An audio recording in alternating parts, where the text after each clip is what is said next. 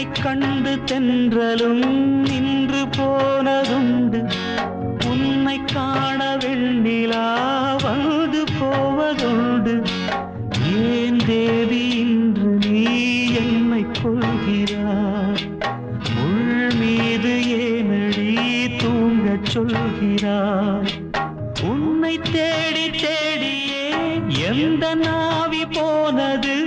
கூடுதானே இங்கு பாடுது கூடு இன்று குயிலை தானே தேடுது நான் பாடும் மௌன ராகம் கேட்கவில்லையா என் காதல் ராணி இன்னும் தூங்கவில்லையா